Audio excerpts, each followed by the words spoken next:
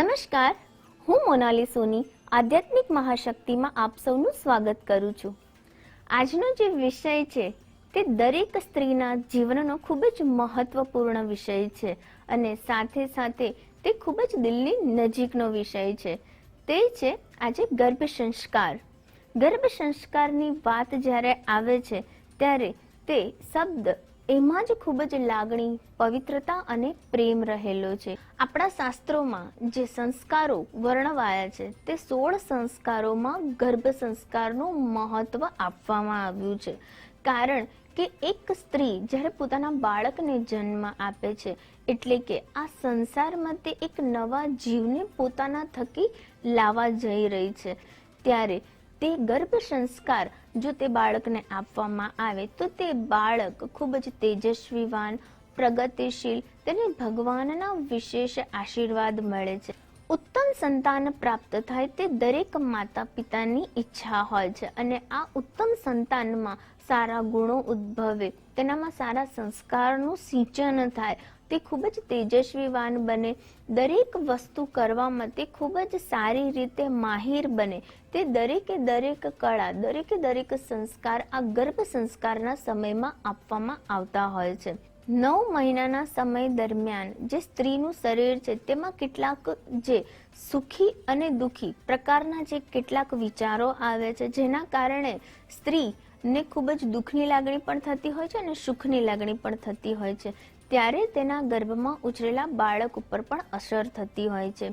જો સ્ત્રી ખૂબ જ સારી બુકોનું વાંચન કરે છે, સારા પુસ્તકો વાંચે છે, ખાસ કરીને જે આપણા ધાર્મિક પુસ્તકો છે જેમાં તે મહાભાગવત ગીતાનું વાંચન કરે છે, ભગવાન રામના જીવન પર પ્રેરિત પુસ્તકો રામાયણનું પણ જો તે વાંચન કરે છે, સાથે સાથે કેટલાક જે મહાન જે રાજાઓ છે અને જેમણે નિડરતાથી પોતાનું જીવન જીવ્યું છે તેવા જે ઉચ્ચ પુરુષો છે તેમની પણ જો તે બુક અને વાંચન કરે છે, તે પુસ્તકો વાંચે છે, તો પણ આવનારું જે બાળક છે તેમાં સારા સંસ્કાર, તેજસ્વીવાન અને પ્રગતિકારક તે બાળક બને તેવા સંસ્કારો સિંચાય. ભગવાન જ્યારે બાળકને ઉદરમાં જન્મ માટે તેને જે સ્થાન આપે છે તે સૌથી સુરક્ષામય કવચ છે.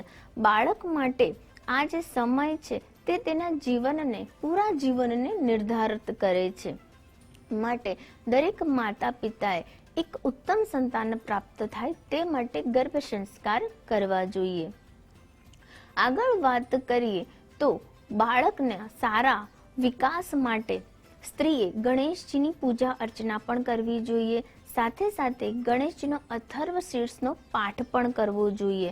આમ કરવાથી વ્યક્તિ જે આવનારું બાળક છે તેનામાં ખુશી, આનંદમય અને ખૂબ જ સારી એવી ભાવનાઓ તેનામાં પેદા થાય છે. આપણા 16 સંસ્કારમાં જ્યારે ગર્ભ સંસ્કારની ઉલ્લેખ કરવામાં આવ્યો છે, માટે જ્યારે વ્યક્તિ ગૃહસ્થ જીવન શરૂઆત કરે છે ત્યારે જે સૌથી પહેલો જે સંસ્કાર છે તે છે ગર્ભ સંસ્કાર.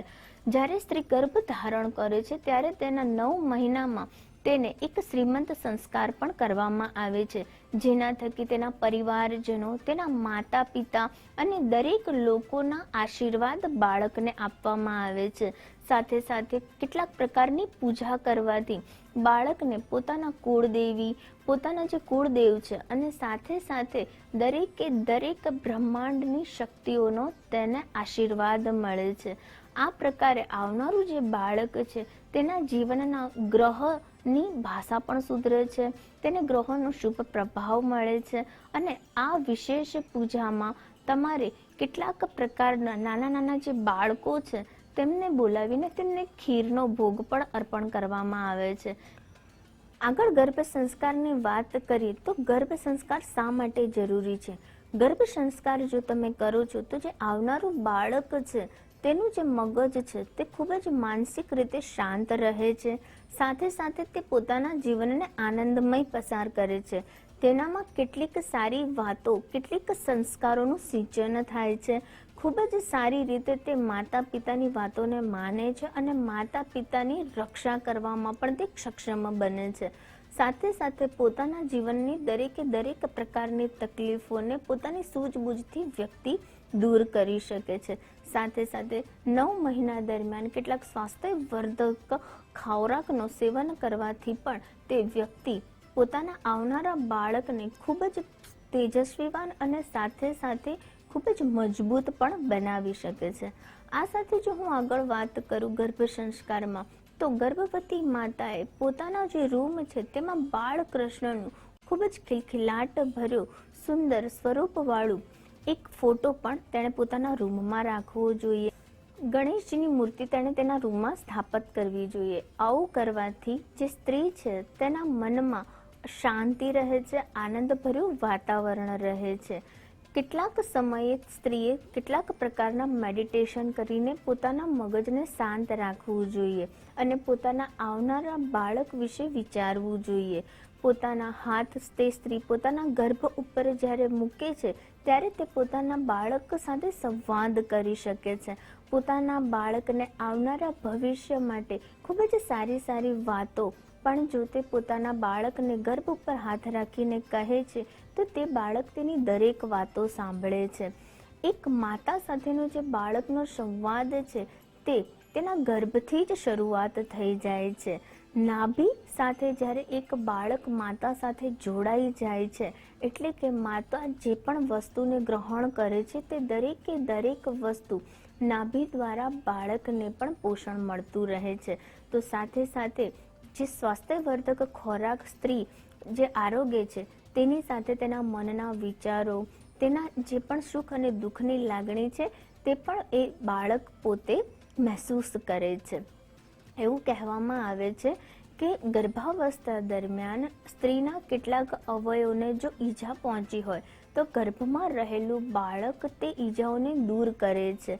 તેનામાં તેટલી શક્તિ અને તાકાત ભગવાન દ્વારા આપવામાં આવતી હોય છે. જ્યારે ભક્ત પ્રહલાદની વાત કરીએ તો તેમના પિતા જે હિરણ્યકશ્યપ છે તે રાક્ષસ હતા, પરંતુ નારદ મુનિ દ્વારા જે હિરણ્યકશ્યપની માતા છે તેમના નામને ભગવાન વિષ્ણુના નામનો મંત્ર જાપ કરવામાં આવ્યો હતો. તેના કારણે ભગવાન પ્રહલાદ પણ પોતાની માતા થકી જે ભગવાન વિષ્ણુની જે પૂજા અર્ચના છે તે તેમનામાં આવી હતી. એવું કહેવાય છે કે જ્યારે હિરણ્યકશ્યપના ત્રાસથી ભક્ત પ્રહલાદને ખૂબ જ દુઃખ આપવામાં આવતું હતું ત્યારે નૃસિંહ અવતાર કરીને ભગવાન વિષ્ણુ સાક્ષાત આવીને તેમણે ભક્ત પ્રહલાદને બચાવ્યો હતો. તો માતાના ગર્ભમાં રહીને જે તેમણે વિષ્ણુ ભક્તિ કરી હતી તેના કારણે ભગવાને તેમને છેક જીવનના દરેકે દરેક સમયે તેમને બચાવ્યા હતા. આગળ જો વાત કરીએ તો આ જે ગર્ભ સંસ્કાર છે, જે 16 સંસ્કાર છે તેમાં સ્ત્રી પોતાના પરિવારજનોથી ખૂબ જ પ્રકારનો પ્રેમ, આશીર્વાદ અને ખૂબ જ સંવેદના ભર્યો એનો પીરિયડ હોય છે. તો ખૂબ જ નાજુકતાથી તે સમય તે પસાર કરતી હોય છે. ત્યારે તેના મનના જે વિચારો છે તેના અનુરૂપ બાળક જન્મે છે. તેના મનમાં જે પણ પ્રકારની લાગણીઓ થતી હોય છે, તેના જે સપના હોય છે તે પણ તે બાળકમાં આવતા હોય છે અને આવનારું બાળક ક્યાંક ને ક્યાંક તે બધી વસ્તુઓ 9 મહિનાના જે ગર્ભના દ્વારા જ લઈને બહાર આવે છે અને તે અનુરૂપ જ તેનું જીવન પસાર કરે છે. માટે જે શાસ્ત્રોમાં વર્ણવવામાં આવ્યા છે જે 16 સંસ્કારનું ખૂબ જ મહત્વ વધી જાય છે.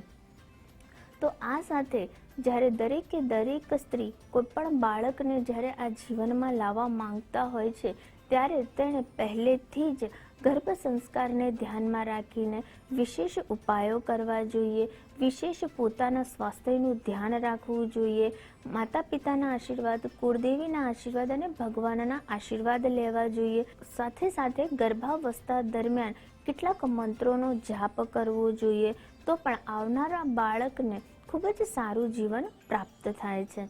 તો આ સાથે ગર્ભ સંસ્કારને લઈને જે પણ મેં વાતો તમને જણાવી છે ચોક્કસથી તમે તેને અનુસરશો. તે સાથે હું રજા લઉં છું.